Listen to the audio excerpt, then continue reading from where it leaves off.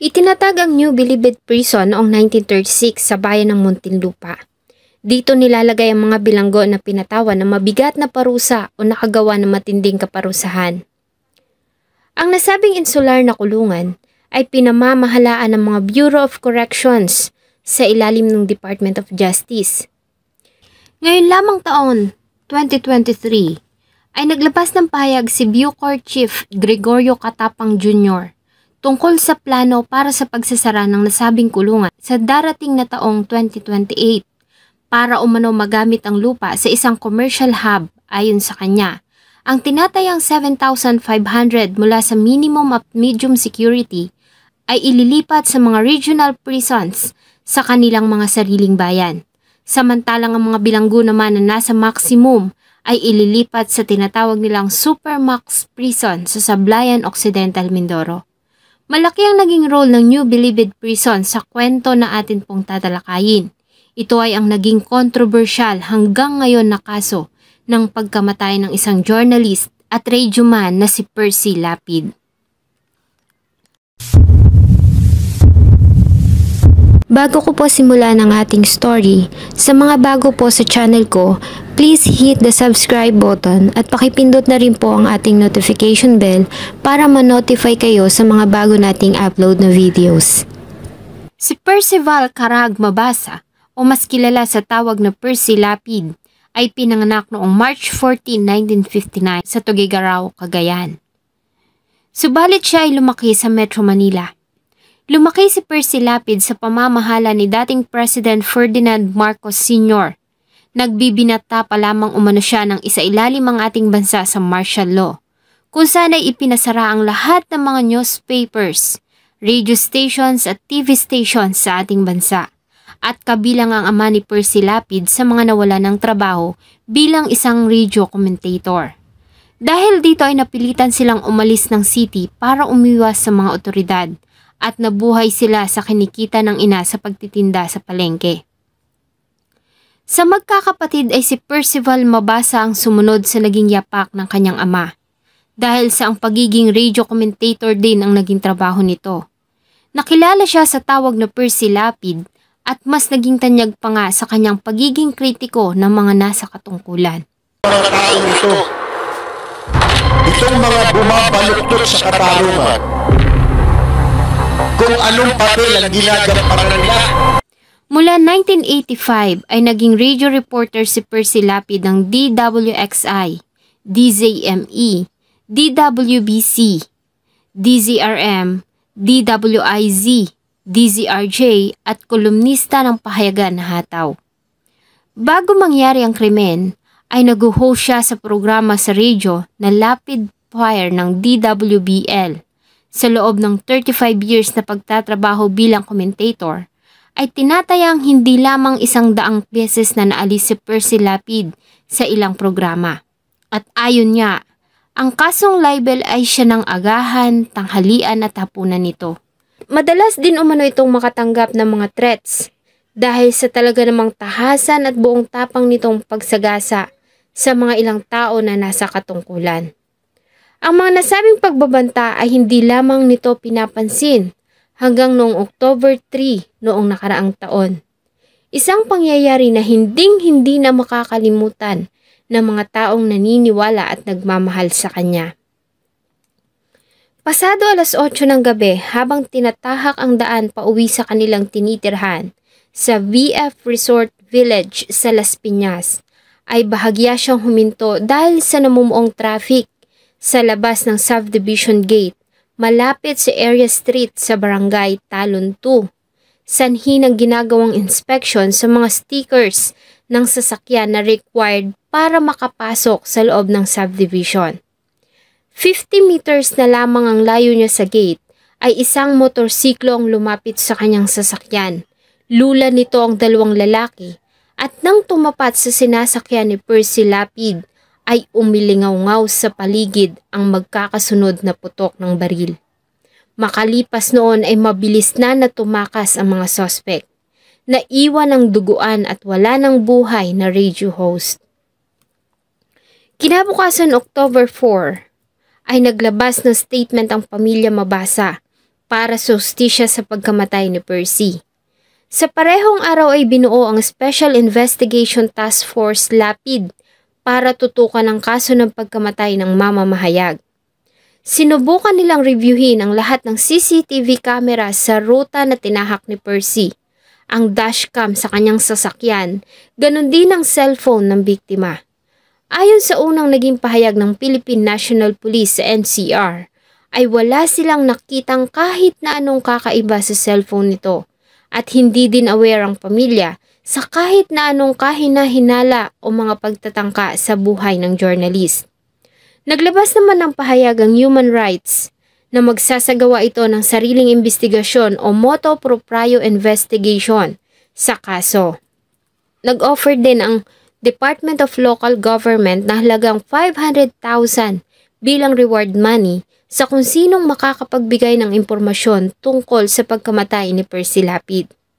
October 7, sa ginawang press briefing ng National Capital Region Police Office, ay naglabas sila ng larawan ng isa sa mga person of interest na nakuhaan sa CCTV. Ang nasabing POI ay kalaunan na kinilalang si Joel Escorial. Kasabay nito ay nag-offer si Lawyer Alex Lopez ng halagang 1 milyon na karagdagang reward money para pa rin sa makakapagbigay ng information sa pagkamatay ni Lapid. Ito ay nadagdagan pa ng 5 milyong piso mula sa pinagsama-samang contribution galing sa ilang mga congressmen. Kaya naman sa kabuuan ay nakalikom ng 6.5 million pesos na reward money para sa makakapagbigay ng impormasyon na may kinalaman sa pagkamatay ni Percy Lapid.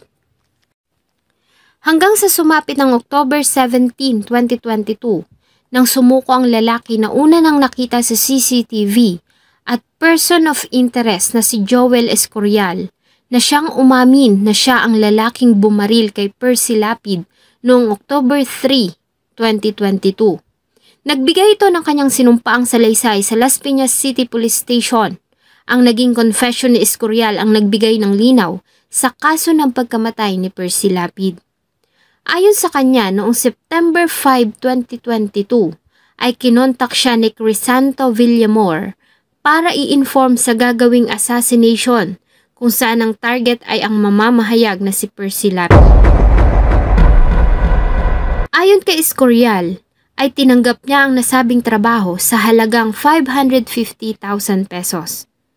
September 15, 2022, ay natanggap niya ang halagang 200,000 bilang initial na kabayaran mula sa 550,000 offer sa kanya at sa kanyang mga kasamahan.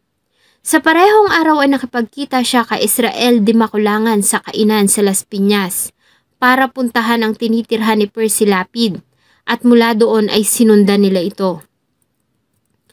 Noong September 22 hanggang 23 ayon kay Escorial, ay nakasama na nila ang kapatid ni Israel Di Maculangan na si Edmond at ang isang lalaki na pinangalanan nitong Orly. Ayon sa kanya, ay pumunta sila sa opisina ni Percy Lapid sa Mandaluyong pero hindi nila ito nakita doon. Mula noon ay araw-araw na umano nilang sinusubaybayan si Percy Lapid sa kanyang mga trips at pinag-aaralan nila ang mga oras na paglabas at pagpasok nito sa trabaho, maging ang mga dinadaanan nito pa uwi. Hanggang sa makakita sila ng tiyempo noong October 3 ng gabi at dito na nga ay isinagawa nila ang planong pagpatay kay Percy Lapid. Sa pagsuko ni Escorial ay isa-isa niyang pinangalanan ng mga tao na may kinalaman sa pagkamatay ni Percy Lapid. Kabilang dito ang magkapatid na Israel at Edmond Di Maculangan na siya umanong kasama niya ng gawin ng krimen. Ayon din sa kanya, ay natanggap nila ang utos mula sa isang lalaki na nagngangalang Orly na siya namang inatasan ng isang tao sa loob ng New Bilibid Prison na si John Villamor. Isa pang middleman ay si Christopher Bacoto o kilala din sa tawag na Jerry Sandoval na nagmula din sa loob ng Bureau of Jail Management and Penology Facility. Kinabukasan October 18, 2022, ay prinisinta ni DILG Secretary Benhar Abalos si Joel Escorial sa harap ng media sa ginawang press conference sa pagkamatay ni Percy Lapid. Ayon sa kanya, ay natatakot siya at nakokonsensya sa ginawa kaya siya ay sumuko. Ito, bakit mo nagawa yun? Kasi po, lumabas na po yung mukha ko sa TV po. Dahil lumabas, ano nangyari? Natakot ka ba o... Natakot po ako.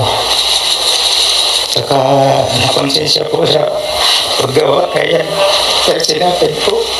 Sa parehong araw ay nagtungo naman ang chief ng Southern Police District Station ng Las Piñas na si Police Colonel Jimmy Santos, ang head ng Special Investigation Task Group sa New Bilibid Prison, para kunin ang isa sa mga itinurong person of interest ni Escorial na si Crisanto Villamor. Subalit ay tumanggi ang mga Bucor officials na makipag-cooperate at nanindigan sila na walang tao na nagngangalang Crisanto Villamor ang nakadetain sa New Bilibid Prison. 2 araw matapos ang nasabing insidente, noong October 20, 2022, ay naglabas ng pahayag ang Secretary ng Department of Justice na si Jesus Crispin Boying Rimulya at sinabi nito na patay na ang middleman na si Crisanto Villamor. Ito umano ay namatay sa kustodiya ng New Bilibid Prison. Ang nasabing pangyayari ay siyang naging dahilan kung bakit isinailalim si Bucor Chief Gerald Bantag sa isang preventive suspension ni President Ferdinand Marcos Jr. at itinalaga si former AFP Chief General Gregorio Catapang Jr. bilang temporary Bucor Director General habang iniimbestigahan ang kaso ng pagkamatay ni Villamor. Kataka-taka umano kasi ang naging kamatayan nito sa kalagitnaan ng imbestigasyon sa kaso ng pagkamatay ni Percy Lapid. Ayon naman sa tagapagsalita ng Bureau of Correction na si Gabriel Chaklag, ay kinumpirma nito ang balita na patay na ang 42 years old na si Villamor. Ayon sa kanila, ay gumagamit ng maraming pangalan si Crisanto Villamor na siyang naging dahilan kaya nagkaroon ng problema sa verification. Sapagkat sa kanila umanong records sa Bilibid ay iba ang ginagamit nitong pangalan. Ito umano ay gumagamit ng mga pangalang John Globa Villamor, John Garcia Villamor, Crestitio Palana Villamor at Crisanto Villamor. October 22, 2022, sa lumabas na resulta ng ginawang autopsy ng National Bureau of Investigation sa katawan ni Villamor, ay wala umano silang nakitang sinyalis ng injuries sa katawan nito. At ayon sa kanila, ay walang sinyalis ng foul play sa pagkamatay nito. Subalit ay nakitaan nila ito ng labis na pagdurugo sa kanyang puso. Ang nasabing autopsy ay tinuligsa ng kilalang forensic pathologist na si Dr. Raquel Fortun. Sa kanyang tweet ayon sa kanya, ay bakit isinagawa ang autopsy at toxicology examination makalipas pa ang 2 araw ng kamatayan kung kailan ang katawan ay naimbalsa mo na. October 24, 2022 ay sinuspinde ni General Gregorio Catapang Jr. ang mga tauhan ni dating Bucor Chief Gerald Bantag. Kataka-taka din umano ang mga nasabing tao ay inilipat sa Bucor mula sa BJMP at ang mga nasabing officers ay napromote sa mas mataas na posisyon pagkatapos ng paglipat. Ito umano ay paglabag sa Section 15 ng Civil Service Commission Memorandum Circular No. 3, Series of 2001. Kasunod nito ay kinumpirma naman ng PNP na kabilang si Bantag sa 160 na mga persons of interest sa kaso ng pagkamatay ni Percy Lapid. Ayon kay PNP Chief Police General Rodolfo Azurin, ay napabilang si Bantag sa mga POI dahil sa minsan na itong sinagasaan ng biktima sa programa nito sa radyo na Rapid Fire.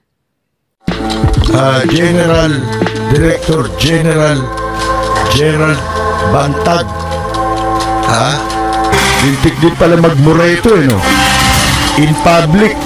Alam niya kaya ginagawa niya?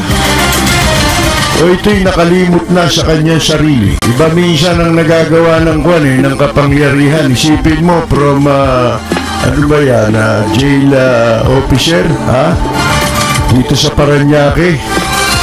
Akalain mo maging Bureau of Corrections Director? Ang pinalitan mo, mga matataas na opisyal. Samantala, sa parehong araw ay humingi ng tulong kay Senator Raffy Tulfo, ang kapatid na babae ng pumanaw na si Villamor. Kasama si Secretary Erwin Tulfo ay nagpunta si Geneva sa Department of Justice para isumite ang mga mensahe na kanyang natanggap mula sa kapatid bago ito mamatay. Ang nasabing mensahe ay pinasa noong October 18, 2022 nang ganap na alas 11:59 ng umaga sa kanyang Facebook Messenger gamit ang isang kontrabado na cellphone. Noong 18 po, 11:59, bigla siyang nag-message. Sabi niya, Ate, kung ano man ang mangyari sa akin pag namatay ako, ingatan mo daw tong sikreto. Pag namatay ako, ilabas mo to, pero hanggat buhay ako, tago mo to. Pag nawala ako, iparating kay Jewel na ang nag-utos. 3 na commander dito. Sputnik, Happy Kulaki, at BCG. Galing sa opisina ang utos sa kanila. Ang nasabing mensahe ay translate ng tagapagsalita ng NBI na si Eugene Javier sa mas malinaw na pahayag sa ginawang joint press conference ng DOJ, DILG, NBI at PNP. Te, ingatan mo itong sasabihin ko. Ilabas mo lang ito pag namatay ako dito. Kailangan walang makakaalam nito hanggat buhay pa ako. Pag nawala ako, iparating mo kina Joel na ang utos ng galing sa commander ng Sputnik, Happy Go Lucky at BCJ. Galing ang utos sa opisina at inutos sila nila Commander Aldrin, Commander Labra at Commander Alfie. Ang mga nasabing commanders na nabanggit sa dying declaration ni Villamor ay agad na pinalipat ni Secretary Rimulya sa kustodiya ng NBI para magbigay ng mga testimonya. October 26, 2022, dahil sa hindi kumbinsido na namatay sa natural causes ang middleman na si Villamor, ay inatasan ni President Ferdinand Marcos Jr. ang sikat na forensic pathologist na si Dr. Raquel Fortun para magsagawa ng ikalawang autopsy. October 29, 2022, sa lumabas na resulta, ayon kay Dr. Fortun, ay namatay si Villamor sanhi ng suffocation. Base sa impormasyon ng sanhi ng kanyang kamatayan, ay isa umano itong manner ng homicide. Maliban dito ayon kay Dr. Fortun ay mayroon itong pulmonary congestion edema o pamamaga at pagdurugo sa kanyang baga. Nagkaroon din ito ng schistosomiasis parasitic infection sa atay at may nakita din ng mga traces ng illegal drugs sa ihi nito. Sa nasabing findings ay pinagdiinan ni Dr. Fortun na dapat umanong bigyan ng atensyon ng gobyerno ang kalagayan ng kalusugan sa sistema ng Philippines Correctional. Sa ginawang investigasyon sa pagkamatay ni Villamor ayon sa Department of Justice, noong araw na sumuko si Escorial sa NBI, ay tinawagan ni Bureau of Corrections Directorate for Security and Operations Superintendent Ricardo Zulueta si Denver Mayores na nakakulong sa New Bilibid Prison at isa umanong aide ni Bantag para alertuhin ito sa ginawang pagsuko ni Escorial. Ayon sa DOJ, ay natatakot umano si Zulueta na idawit siya ni Escorial sa pagkamatay ni Lapid. Mula dito ay kinausap umano ni Denver Mayores ang kapwa nakakulong na si Alvin Labra, ang commander ng Batang City Jail, para i-relay ang concern ni Zulueta. Agad naman umanong kinausap ni Alvin Labra si Aldrin Galicia na commander naman ng Sputnik Gang. Siniguro naman ni Galicia kay Labra na hindi alam ni Joel Escorial ang involvement ni Zulueta sa nasabing pagpatay. Ayon din sa report ng DOJ, ay inutusan umano ni Zulueta ang commander ng Batang City Jail na si Alvin Labra na utusan si Aldrin Galicia na commander naman ng Sputnik para patayin si Crisanto June Villamor ng alas 10 ng umaga. Ayon pa sa report ay binantaan nito si Alvin Labra na huwag umanong idadawit ang pangalan ni Bantag sa nasabing pagpatay. Ang nasabing utos ay ipinasa ni Alvin Labra kay Aldrin Galicia ng bandang alas 11 ng umaga. Ang nasabing utos ay ipinasa naman ni Aldrin Galicia sa Assistant Commander ng Sputnik na si Joseph Jojo Gyurfo o Jurpo ng bandang alas 11:30 ng umaga. Mula dito ay inatasan naman ni Jurpo ang isa pang inmate na si Mario Maymay Alvarez para patayin si Villamor. Nagtipo naman si Alvarez ng 4 na mga kapwa inmate na sila Ricky Salgado, Christian Jocon Ramac, Ronnie De La Cruz at isang Joel Reyes para tulungan siya sa pagsagawa ng utos. At dito nga ay napagdesisyonan na patayin nila ito gamit ang isang plastic bag at ang trabaho ay ginawa nila ng bandang alas 12 pasado ng tanghali. Ayon sa testimonya ni Christian Ramac, ay inamin nito na siya ang nag-suffocate kay Villamor sa pamamagitan ng paglagay ng isang plastic bag sa ulo nito. Matapos ang ginawang krimen, ay isinugod pa si Villamor sa prison hospital ng bandang 1:30 ng hapon, kung saan ay diniklara ito na wala ng buhay ng ganap na alas 2 ng hapon. Dahil dito ay nag-file ng kasong pagpatay ang Southern Police District at ang pamilya ni Percy Lapid sa DOJ laban sa suspendidong Bureau of Correction Chief na si Gerald Bantag at Bucor Directorate for Security and Operations na si Superintendent Ricardo Zulueta at sa mga persons deprived of liberty na may kinalaman sa pagpatay. Samantala, noong October 30, sa ginawang interview ni Anthony Taverna kay Bantag, ay tinuligsa nito ang administrasyon ni President Ferdinand Marcos Jr. sa ginawa umano nitong paghawak sa kaso ni Percy Lapid. Ayon pa sa kanya, ay bakit tila nasa kanya nakafocus ang investigasyon, gayong may 159 pa na mga persons of interest. November 2, sa ginawang paghalughog sa maximum security compound ng New Bilibid Prison, ay nagawang makakumpiska ng mga officers ng 7,000 na mga canned beers, suspected na illegal drugs, mobile phones at pinagbabawal na mga armas.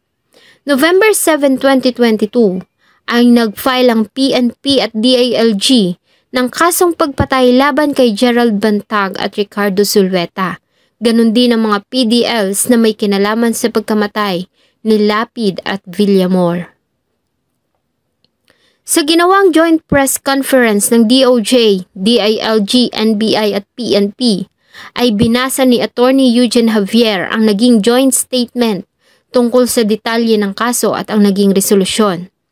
Ayon dito, sa pagkamatay ng mamamahayag na si Percy Lapid Mabasa at Crisanto Villamor, ay kakasuhan ng pagpatay sila dating Director General Gerald Bantag at DSO Ricardo Zulueta bilang siyang principal na humikayat. Ang mga nakakulong naman na sila Denver Mayores, Alvin Labra, Aldrin Galicia at Alfie Peña Redonda ay bilang principal na nagbigay ng tulong sa execution ng krimen. Ang mga nakakulong na sila Christian Ramac, Ricky Salgado, Ronnie De La Cruz at Joel Reyes bilang nagkaroon ng mga direktang partisipasyon sa pagpatay kay Villamor. November 9, 2022, sa isang press conference ay sinabi ni DOJ Secretary Remulla na ang mastermind na sila Bantag at Zulueta ay nasa loob pa din ng bansa at hinikayat niya ang mga ito na harapin ang kanilang mga kaso. Sumagot sila ng counter affidavit, huwag sila sa media sumagot dahil ito umano ang proseso ng batas. Samantala ay naglabas naman ng pahayag si Bucor Officer in Charge Gregorio Catapang Jr. sa panayam ng CNN na iniimbestigahan pa nila ang CCTV footage kung saan ay makikita ang mga inmates na nalink sa pagkamatay ni Percy Lapid sa isang footage kasi dated September 13 na inilabas ng ABS-CBN ay makikita ang isang gang leader na ine-eskorta ng mga membro sa loob ng administration building kung nasaan ang opisina ng Bucor officials.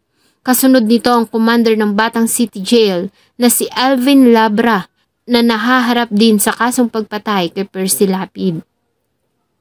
November 11, 2022, sa interview naman sa SMNI News Channel, ay nanawagan si Bantag na mag-resign umano sa tungkulin si DOJ Secretary Remulla dahil sa wala na umano itong credibility matapos ang kaso na kinasangkutan ng anak nito. Daw kay Percy Lapid, kaya ko daw pinapatay daw. Pinorward ko sa kanya yan September 7. September 7. Bakit ko pinorward? Para sana bigyan ako ng payo. Kung magkaroon ako ng legal, pwede ako magsampa ng kaso, ganun. Pero, tahimik siya. Wala siyang sagot dyan. Pinurward ko yan. Ano yan? I-forward ko kay SOJ para, SOJ, patayin mo yan. Ganun ba yun? Hindi, yan ang pinupunto nila eh. Pinurward itong video para ipapatay itong Percy Lapid. Ipapapatay ko siya kay SOJ. Ngayon, i-review yung video na yon. Wala naman palang kwenta. Kasi yung mga nakalagay doon, ay hindi ko naman kotse nga. Yung iba kotse ko, ng Bucor, general naman ako. Elementary nagtatrabaho na kami mga igurot. Wala ba kami karapatan magkaroon ng pera?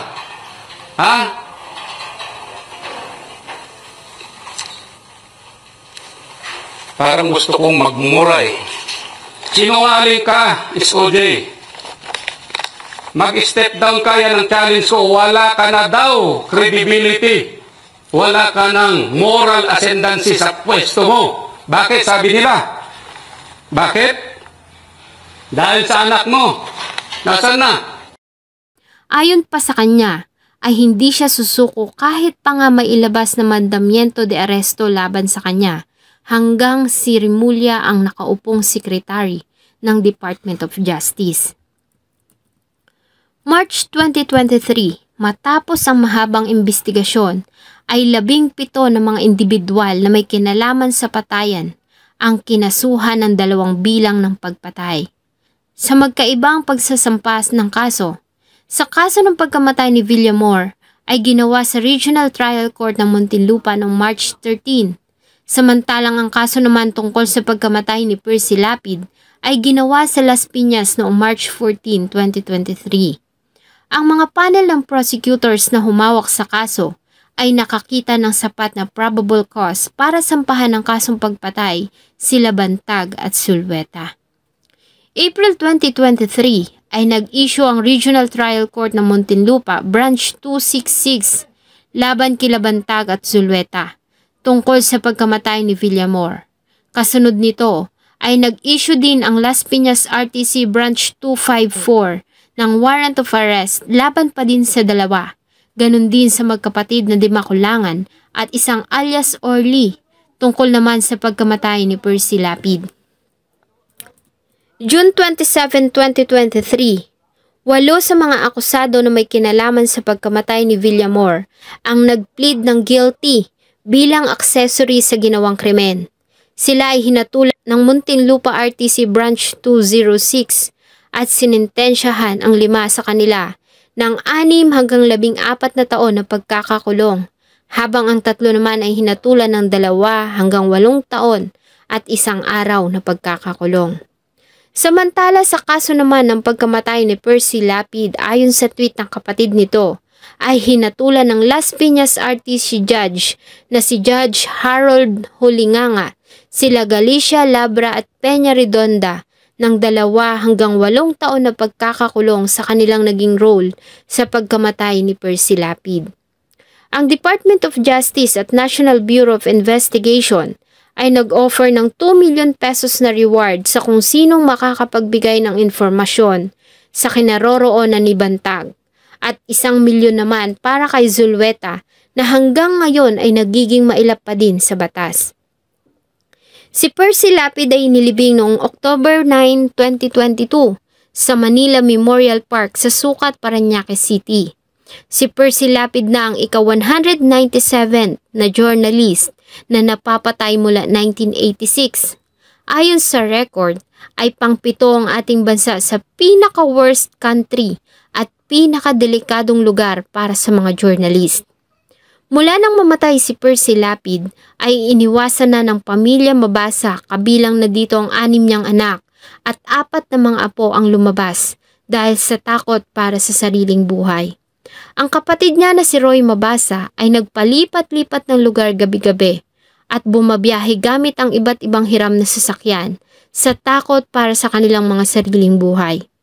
Sinubukan silang ofera ng Department of Justice ng Witness Protection Program, ngunit tinanggihan ito ng pamilya dahil sa hindi umano sila sigurado kung sino ba ang tunay nilang mga kalaban. 1 taon na din mula nang mangyari ang krimen, ngunit hanggang ngayon ay naniniwala pa rin ang pamilya na makakamtan nila ang hustisya sa pagkamatay ni Percy Lapid. Iba eh. Iba ho dun eh. Alam mo ba yung bumibili ng siopaw? Lollipop? Di pa. Sabi Yung manay ko niya na. nung mama. Gusto pabili nga ng siopaw. Anong siopaw ho? Yung gusto ko yung yung parang babae siopaw. Kasi merong yun, may napkin sa ilalim. Oo nga, Tito. Sabi nung nagtitinda, wala na kami niyan. Yung pambabae. Meron kami rito yung siopaw na bakla. Bago yan sabi ng lalaki. Anong kaiba nun doon sa babaeng siopaw? Yung siopaw na bakla, meron din napkin yun. Kaya lang may itlog sa loob.